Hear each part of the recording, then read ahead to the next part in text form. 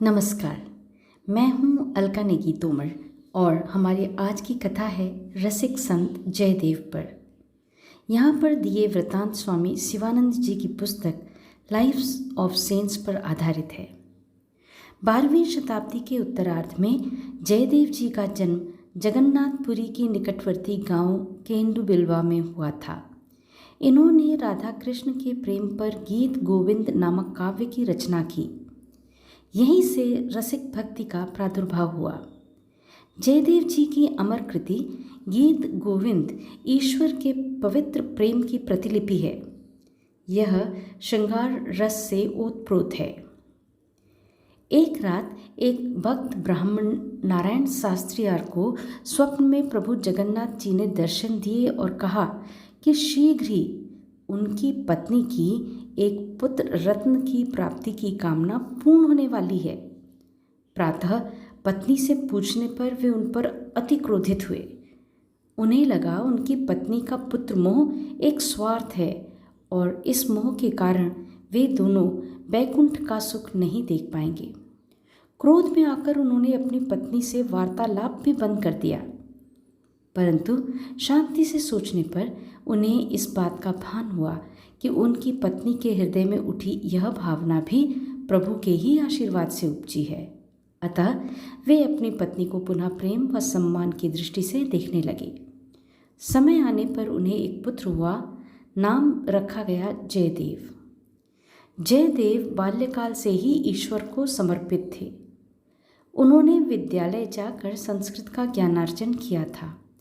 वे ईश्वर के सम्मान में गीत गाया करते थे।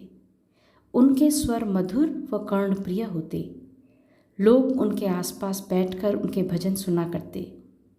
इन्हीं में से कुछ लोग उनके भोजन व पानी व अन्य व्यवस्था बिना बोले ही कर दिया करते।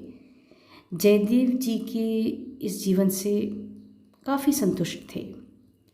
जगन्नाथपुरी में देव शर्मा नाम का एक ब्राह्मण रहा करते थे। देव की कोई संतान नहीं थी। उन्होंने यह मन्नत मांगी कि यदि उन्हें संतान प्राप्ति हुई तो वे अपनी प्रथम संतान को प्रभु जगन्नाथ के चरणों में समर्पित कर देंगे। देव शर्मा जी के यहाँ एक पुत्री पद्मावती व उसके बाद अनेक गुणी पुत्रों का जन्म हुआ। जब यह पुत्री विवाह योग्य हुई तो देव शर्मा ने इन्हें भगवान जगन्नाथ को समर्पित करने की सोची, परंतु भगवान ने स्वप्न में इन्हें पद्मावती को उनके भक्त जयदेव को देने की आज्ञा की। इसी प्रकार के स्वप्न ईश्वर के अन्य भक्तों को भी हुए। इसी चर्चा के चलते सभी ने निश्चय किया कि पद्मावती का विवाह जयदेव जी से कर दिया जाए। जब जयदेव जी को यह बात बताई गई तो उन्होंने विवाह करने में अपनी असमर्थता दर्शाई।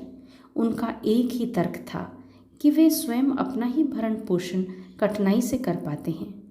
विवाह उपरांत जो मुद्रा व अन्य सुविधाओं की आवश्यकता होगी उसे वे कहाँ से लाएंगे।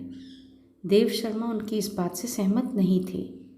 उन्हें उनके ईश्वर ने आज्ञा की थी कि अपनी पुत्री का हाथ जयदेव जी को दे दें, अतः वे ऐसा ही करेंगे।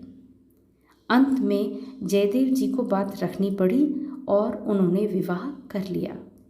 वे पद्मावती को सदा अपने ईश्वर का प्रसाद मानते रहे और पद्मावती भी उनके साथ सदा ही प्रसन्न रहीं। जयदेव की गीत गोविंद अष्टकों में लिखी गई है। वे अष्टक लिखते व साथ साथ उन्हें गाते। गांव के लोग उसी समय उनके अष्टक याद कर लिया करते और आते जाते काम करते अष्टकों को गाते रहते। अर्थात जब जयदेव अष्टक लिख ही रहे होते वे गांव के लोगों में प्रसिद्ध हो चुके होते। एक बार जब जयदेव गीत गोविंद पर काम ही कर रहे थे तो एक अष्टक पर वे अटक गए। उन्हें उपयुक्त शब्द नहीं मिल पा रहे थे। तब पद्मावती ने उनसे अनुरोध किया कि वे स्नान आदि करके भोजन आदि करने के पश्चात लिखने का प्रयास करें। यह विचार जयदेव जी को पसंद आया, अतः वे स्नान के लिए गंगा जी की ओर चल दिए, परंतु कुछ ही देर में लौट भी आए और बोले कि उनकी इच्छा नहीं है, वे पहले छंद पूरा करेंगे फिर स्नान करेंगे। पद्मावती ने उनको ग्रंथ लाकर दे दिए। वह शीघ्र ही कुछ पकाने के लिए चली गई। जयदेव जी ने छंद पूरा किया, अपने ग्रंथ यथास्थान रखे, वह भोजन करने के प्रयोजन से बैठ गए। पद्मावती को थोड़ा संकोच हुआ, क्योंकि बिना स्नान किए जयदेव जी कभी भी भोजन नहीं किया करते थे। फिर भी एक अच्छी पत्नी होने के कारण उसने उन्हें भोजन परोसा। भोजन उपरांत जयदेव जी स्नान के विचार से घर से निकले। पद्मावती सदा जयदेव जी द्वारा प्रयुक्त पत्तलों में भोजन करती थीं। नियम अनुसार उन्होंने उन्हीं पत्तलों में अपने लिए भोजन परोसा। वह खाने के विचार से बैठी ही थी कि जयदेव जी को आते देखा। वे उन्हें अपने से पहले भोजन करते देख थोड़े विचलित हुए।